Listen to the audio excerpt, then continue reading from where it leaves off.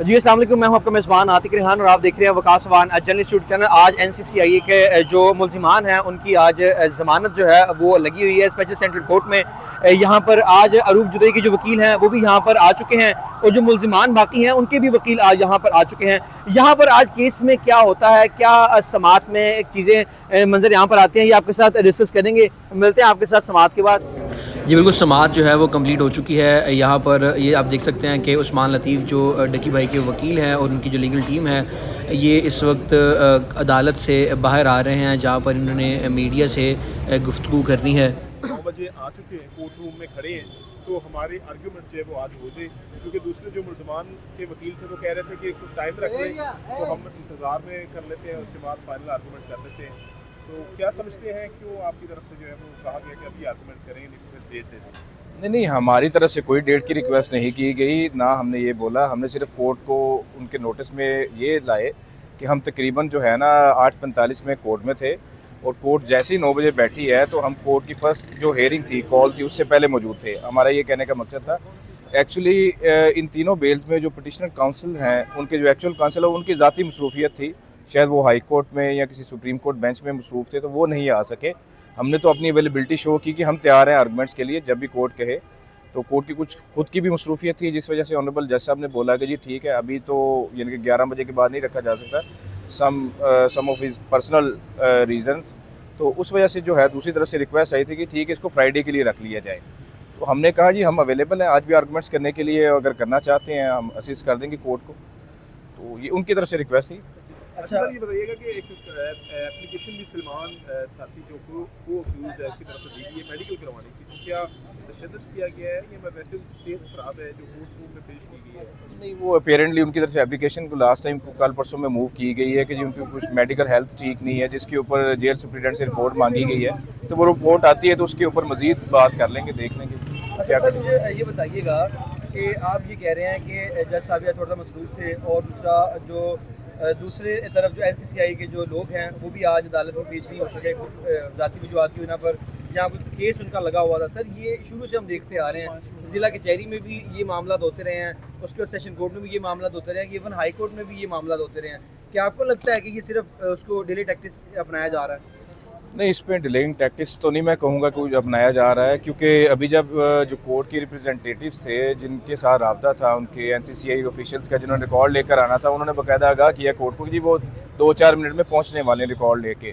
तो ऐसा मुझे नहीं लग रहा कि कोई डिलेइंग टैक्टिक्स यूज़ किया जा रहा है। अगेन हमें इससे कोई फ़र्क नहीं पड़ता, हम तो कोर्ट को असिस्ट करने के लिए आज भी तैयार थे। अच्छा सर, ये बताइएगा कि जकी भाई का चलान जो है वो देखा फौरी कोर्ट में पेश कर दिया गया था, अब ये मुल्ज़मान जुडिशल हो चुके हैं, अभी तक चलान जो है तो कहाँ पर किस स्टेज पे है, कोर्ट में बताया गया FI करते? नहीं, वो अभी क्योंकि रिकॉर्ड जैसे आएगा होपफुली वो नेक्स्ट डेट के ऊपर, जो कि ये कमिंग फ्राइडे को डेट है, तो उस डेट के ऊपर इस चीज़ की क्लैरिटी आ जाएगी कि चलान की क्या स्टेज है, क्योंकि वो NCCI ऑफिशियल्स वगैरह ने उन्होंने जो है प्रोसिक्यूशन ने सबमिट करना है चलान, तो वो इसकी प्रोग्रेस क्या है वो भी सबमिट करेंगे। आप तब ये बताइएगा प्लीज़ कि अभी जो इस टाइम के ऊपर जो तीनों अफराद जिनकी तरफ से जो बेल फाइल की गई है, जो FIR है रूप जुदैई साहिबा की तरफ, उनमें इन तीनों का प्लीज़ ज़रा रोल जो डिफाइन किया गया वो ज़रा बता दें अलग-अलग कि क्या क्या रोल है सलमान अजीज़ का, अली रज़ा का और मुश्तबा का।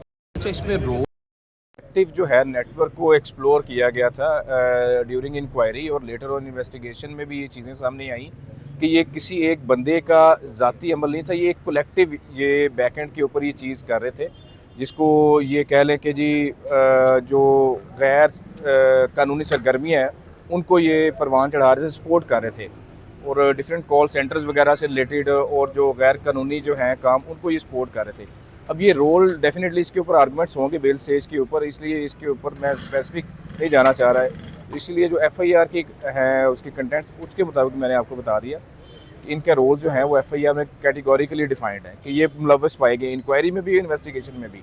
अच्छा साहब, ये जो अभी जो इसके अंदर से ये जो तीनों अफराद जिनकी बेल अप्लाई हुई है उसके अंदर सलमान अजीज़ जो है वो फ्रंटमैन है और बाकी दोनों जो हैं वो सरकारी मुलाजिम हैं। जी जी। तो ज़रा प्लीज़ बताइएगा अली रज़ा और मुश्तबा, इनका क्या क्या ओहदा क्या क्या था इनका NCCI के अंदर, अगर ये थोड़ा सा बता देंगे। अली रज़ा जो है वो सब इंस्पेक्टर थे और मुश्तबा जो है असिस्टेंट डायरेक्टर थे NCCI लाहौर से, और इनकी इन्वॉल्वमेंट ड्यूली पाई गई थी इन्वेस्टिगेशन में भी और ड्यूरिंग इंक्वायरी भी। इसकी वजह से इनको नॉमिनेट किया गया कि जी ये एक प्रॉपर एक कलेक्टिव ग्रुप की शक्ल में ये जो है ना सारा सरगना जो था ये मुतहरिक था, जिसमें ये मुख्तलिफ मासूम लोगों को इन्वॉल्व करके उनको हरासा करके उनसे पैसे दिलवाना और जो इलीगल एक्टिविटीज़ हैं उनमें ये इन्वॉल्व पाए गए हैं। अच्छा सर, ये बताइएगा कि कॉल सेंटर से भी कहा गया कि मंथली लेते थे, तो कोई ऐसा कोई कॉल सेंटर से कोई लोग सामने आए हैं जिनसे ये मंथली वसूल करते थे? इस हवाले से कोई FIA की तरफ से जो है वो बाकायदा एक सुना था कि वो कॉल सेंटर पे जाके कह रहे हैं कि मंथली किसी ने ली है, तो बताएं। ये चीज़ें जो हैं ये जब प्रोसिक्यूशन का रिकॉर्ड कोर्ट में आएगा उससे ये काफ़ी चीज़ें यहाँ भी हो जाएगी, क्योंकि ये वो चीज़ है जो अल्टीमेटली प्रोसिक्यूटर इस्टेब्लिश करेंगे ड्यूरिंग आर्गूमेंट्स कि उनके पास ऐसा कौन सा मटेरियल है जिसमें कोई थर्ड पार्टी जो एग्रीव पर्सन थे जिनको इनकी वजह से फाइनेंशियल या वैसे इनको हरासा किया गया वो लोग सामने आए, उन्होंने आके इनके खिलाफ अपनी आवाज़ उठाई है या कोई एप्लीकेशन दी है। अच्छा सर, ये एक चीज़ मुझे बताइएगा कि पिछली समात के ऊपर जो मुलजिमान थे उनकी जानिब से ये बताया गया कि जो पैसे हैं ये मेरी ज़राअत के पैसे हैं, मेरी ज़मीन के पैसे हैं, वो क्या सर मामला थे, वो बता दें ज़रा। अभी क्योंकि मैटर इन लिटिगेशन में है, अभी आर्गूमेंट्स कंप्लीट होने हैं, इसके ऊपर पार्शियल आर्गूमेंट्स हमारी एब्सेंस में अगर कोई ऐसी चीज़ हो गई है उसका हमें इसलिए नोटिस नहीं है क्योंकि वो एट इनिशियल एडमिशन स्टेज हो सकती है ये बात ना, क्योंकि हमारे सामने आर्गूमेंट्स अभी पिछली को 2-3 डेट से जब से हमने वकालतनामा दिया है ऐसा कोई आर्गूमेंट्स नहीं रेज़ किया गया, और वकालतनामे के बाद ये उनकी तरफ से खुद से डेट्स ली जा रही हैं, हमारी तरफ से नहीं अपनाया जा रहा है ना, ये डेट ली जा रही है। हमें इस पे कोई इतराज़ नहीं है, ये पटिशनर हैं उनके काउंसल्स डेट ले रहे हैं, वो पटिशनर्स हैं जो कि अंदर जेल में हैं जो ये चाह रहे हैं हम बाहर आना, जिसके लिए उन्होंने बेल फाइल की है। सर जैसा आपने बताया कि हम 8:45 पे कोर्ट रूम के बाहर थे, इसका मतलब है कि जो आरोप जतोई हैं वो फुल फ्लैश अपने मुलज़िमों को कहीं पे कोई रिलीफ देने के लिए कोई वीक पॉइंट नहीं छोड़ रही, यानी कि कैमरे के किरदार तक पहुँचाएंगे वो। डेफिनेटली आप देखें एज अ रिप्रेजेंटेटिव्स हम यहाँ पे मौजूद हैं टाइमली, और उनकी इंस्ट्रक्शंस के ऊपर ही हैं, उनसे सारी बातें डिस्कस होती हैं, और इसमें कोई दो राय नहीं है, वो कंप्लेनेंट हैं, एग्रीव्ड पर्सन है, उन्होंने जो चीज़ें बर्दाश्त की हैं और उनका जो नज़र आता है कि जी उनको वो किस फेज़ से गुजरी हैं, तकलीफ दे मराहिल से। अच्छा सर, मेरा सवाल आपसे ये है कि ज़िला कचहरी के अंदर आप भी मौजूद थे, हम भी मौजूद थे, जब अदालत ने ये आपसे सवाल किया कि उसने वीडियो किस तरह अपलोड की है, आपने बताया कि वो एडिटर अकाउंट था, वहाँ से वीडियो अपलोड हुई है, कल डकी ने फिर वीडियो अपलोड कर दिया है, तो इस पे क्या जो है आपका आंस होने वाला है ज़िला कचहरी में? अच्छा, ये question again relate to the trial जो कि 20 तारीख के लिए फिक्स है सैटरडे को, इसके ऊपर भी बात कर लेंगे, मेरा ख्याल उसी दिन कर लें। वो बात वही है कि जब मेन अकाउंट जो है वो सीज्ड है, वो फ्रीज है, यूट्यूब अकाउंट उनका सीज है, वो अर्निंग नहीं कर पा रहे किसी तरह से, और अपनी देखें वो लोगों तक इतने लोग उनसे कनेक्टेड हैं, किसी ना किसी तरीके से तो उन्होंने कनेक्ट रहना है। अब वो एडिटर अकाउंट बेसिकली एक इंफॉर्मेशन टाइप अकाउंट है जो कि इंफॉर्म कर रहे हैं उनको ना, उनकी प्रेजेंस से, उनकी एक्टिविटीज़ से, उनको लोगों से ताल्लुक़ बरकरार रखने का एक ज़रिया बना हुआ है इस वक्त।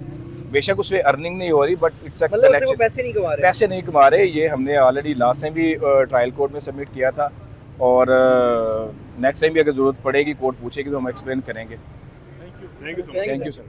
चीमा साहब, ये बता दें कि आप किसकी तरफ से बतौर काउंसिल पेश हुए हैं और अभी आर्गूमेंट क्यों नहीं हुए? आपने ये कहा है कि हम आर्गूमेंट के लिए तैयार हैं जी, अब बताइएगा कि किसकी तरफ? जी, मैं इधर FIR है 36/25 सलमान अजीज़ है, उसकी तरफ से बेल फाइल की है, और इसमें उसका रोल ये है कि एज अ फ्रंट मैन उसको लिखा है कि उसने 5 लाख रुपया लिया है, एज अ फ्रंट मैन के तौर पे काम किया और उस 5 लाख रुपया लिया है। तो अभी फ्राइडे के लिए केस फिक्स हुआ है, तो हम तो रेडी थे, लेकिन कंप्लेनेंट साइड से डिले के लिए उन्होंने रिक्वेस्ट की है कि एक वीक के लिए, लेकिन जैसा हमने इसको फ्राइडे के लिए फ़िक्स किया, अब फ्राइडे के लिए देखते हैं इसको। मोहसिन भाई, आपने सलमान जो कि अक्यूज है उसके लिए मेडिकल के लिए एक एप्लीकेशन दी है, वो क्या उसकी सेहत डाउन है या कोई तशद्दुद किया गया ड्यूरिंग हिरासत? अब देखिए, ये तो रिपोर्ट आने पे ही है, लेकिन उसकी कंडीशन काफ़ी ख़राब है, उधर पता नहीं उसको कैसे उन्होंने ट्रीट किया, उधर क्यों किया, और अब तो ये रिपोर्ट आएगी तो फिर ही पता चलेगा।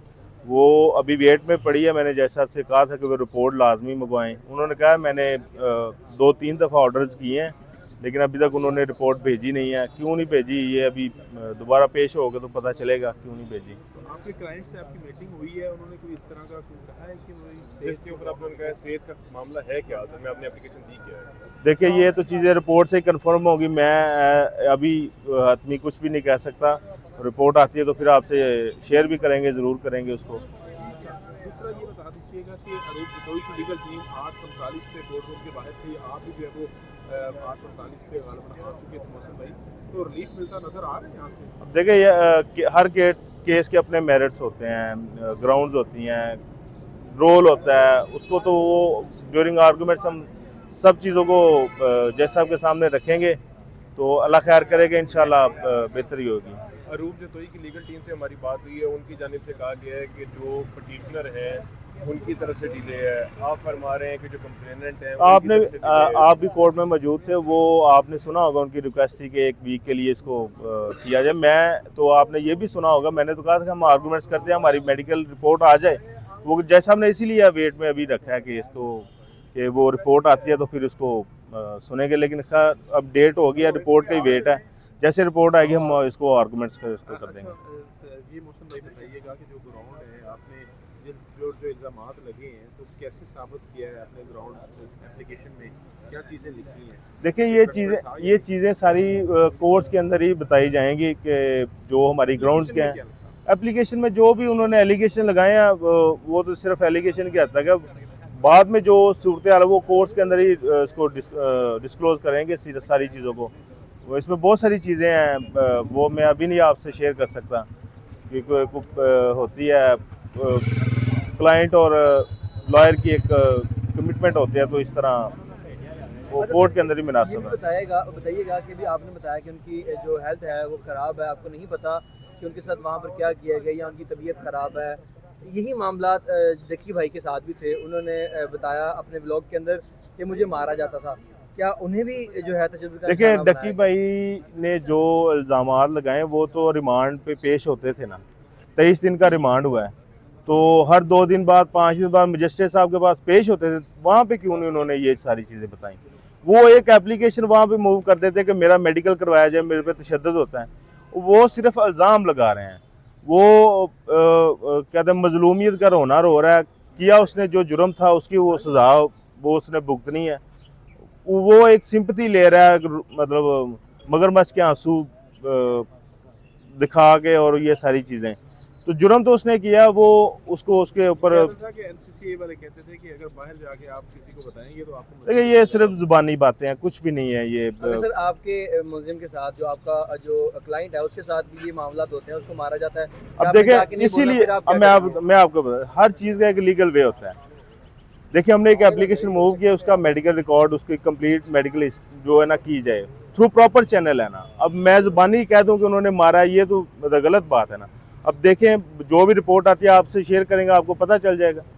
इस तरह होता है, अगर डकी को मारा था तो वो एक एप्लीकेशन मूव कर देता, वो मजिस्ट्रेट साहब के पास अपनी प्रेयर करता है कि जनाब मेरे साथ इन्होंने ज्यादती की है, मुझे मारा है, मेरा मेडिकल करवाया जाए। मौसम भाई आखिरी सवाल, आपका जो क्लाइंट है वो क्या एज अ प्रोफेशनल उसका काम क्या था, प्रोफेशन क्या था उसका? वो एक प्रॉपर्टी का काम करता है, इसके अलावा उसका कोई इस केस से लेना देनी है, किसी का दोस्त होना कोई जुर्म नहीं है, तो इसलिए सिर्फ गलत इल्ज़ाम लगाए हैं और कुछ नहीं है उसमें। तो मतलब कि वो शुएब रियाज के फ्रंटमैन नहीं थे, नहीं, दोस्त थे? दोस्त हैं सिर्फ, वो और कुछ नहीं। बहुत शुक्रिया।